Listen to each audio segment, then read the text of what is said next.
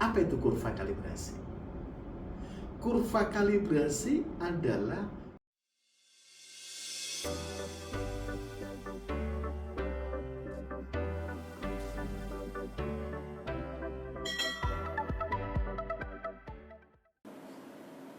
Halo Ahmad, hari ini kita coba bahas outlier test for linear calibration. Apa itu kurva kalibrasi?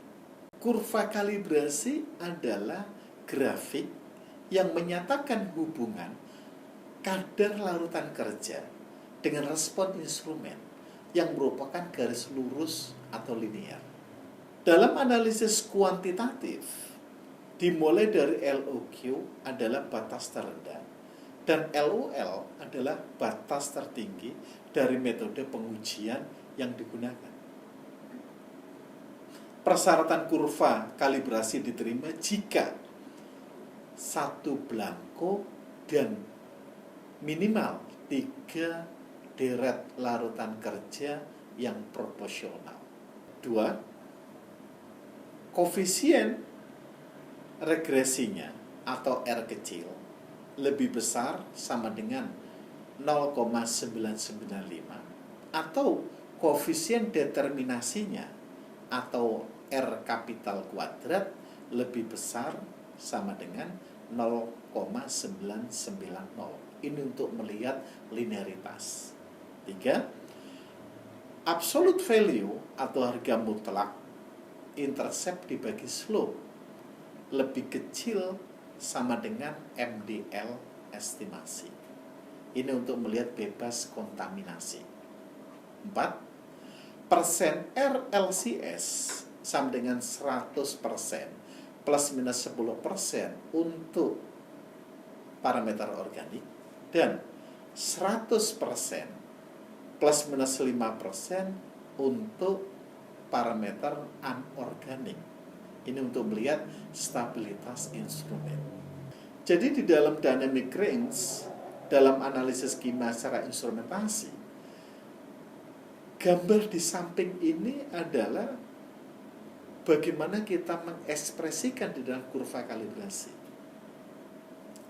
Saat kita membuat kurva kalibrasi, apakah ada yang outlier atau tidak? Outlier ini apa? Ada suatu data yang tampak tidak konsisten dengan pengamatan lain dalam kelompok populasi. Ini sebagai contoh, kita membuat deret larutan kerja, kadarnya 0, 200, 400, 600, 800, dan 1000. Kemudian absorbannya kita dapatkan. Setelah kita dapatkan, kita hitung slope, intercept, korelasinya seperti apa.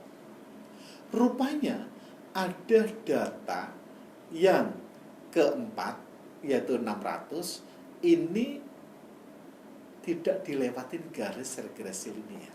Data yang diasumsikan outlier adalah X4, yaitu 600 dengan absorbansinya 0,0211.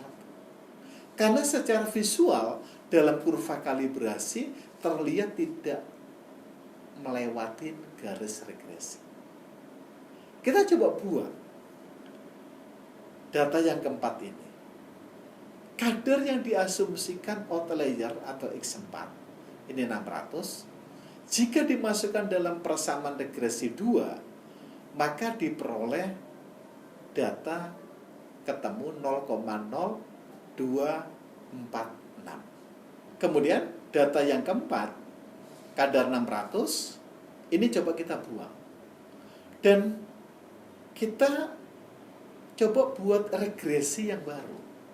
Kurva kalibrasi tanpa data asumsi outlier. Yang awalnya kita memiliki deret larutan kerja dengan belangko ini ada 6, sekarang kita punya 5. Kemudian kita buat persamaan regresi linearnya. Rupanya regresi linearnya relatif lebih bagus. Kadar yang diasumsikan outlier X4 ini 600. Jika dia masukkan ke dalam persamaan regresi 2, maka diperoleh Y sama dengan 0,0246. Kemudian kita masukkan ke dalam persamaan statistik yang ada di sebagaimana di samping saya ini. Dengan tingkat kepercayaan 95%, degree of freedom N-2, ini ketemu 3,18245. Ini dari tabel T.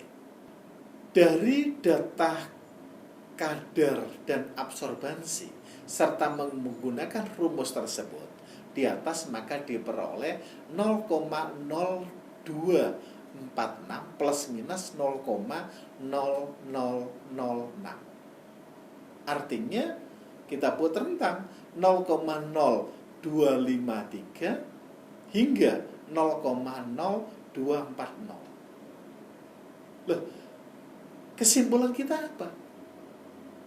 Karena Y4 yaitu nilai absorbansi 0,0211 tidak berada pada rentang 0,0246 plus minus 0,0006, maka data 600 konsentrasinya dan absorbansinya 0,0211 merupakan outlier dan harus diulang hingga mendapatkan nilai absorbansi pada rentang 0,0246 plus minus 0,0006. Yang berikutnya, ini kita coba lihat.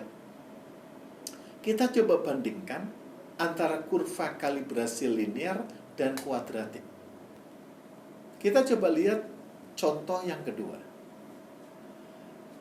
Dari kadar 0 hingga 90 dengan absorbansinya 0,00 hingga 1,068. Dari persamaan regresi linear dengan kurva kalibrasinya, angka di kadar 90 dan absorbansi 1,068 ini satu-satunya yang tidak menyentuh garis. Kemudian kita lihat kurva kalibrasi secara kuadratik. Ternyata dia masuk. Kemudian kita plot. Di dalam residual plot, kadar yang paling jauh adalah kadar deret larutan kerja nomor 12, yaitu kadar 90, absorbansi 1,068. Kemudian dengan cara yang sama kita buang dari 12 deret larutan kerja tersebut, kita buat tanpa asumsi data outlier. Kadar yang diasumsikan outlier, yaitu data yang 12, ini pada kadar 90, jika dimasukkan dalam persamaan regresi 2, yaitu yang tanpa asumsi data outlier, diperoleh 1,1190. Kemudian kita masukkan ke dalam persamaan matematik ini. Diperoleh data 1,119 plus minus 0,0342. Artinya dia memiliki rentang 1,0848 hingga 1,1533. Dengan tingkat kepercayaan atau tabel T 95%, degree of freedom N sama dengan 9, yaitu sama dengan 2,262. Kesimpulannya apa? Karena Y12 sama dengan 1,068 tidak berada dalam rentang 1,119 plus minus 0,0342, maka data 90 dengan absorbansi 1,068 ini merupakan outlier dan dimungkinkan di luar working rate dan harus dibuang. Kenapa ini harus dibuang? Pertanyaannya gitu. Karena dia di dalam deret lautan kerjanya yang terakhir. Artinya kadar tersebut instrumen tidak bisa lagi merespon cukup baik. Demikian yang bisa kami sampaikan. Terima kasih.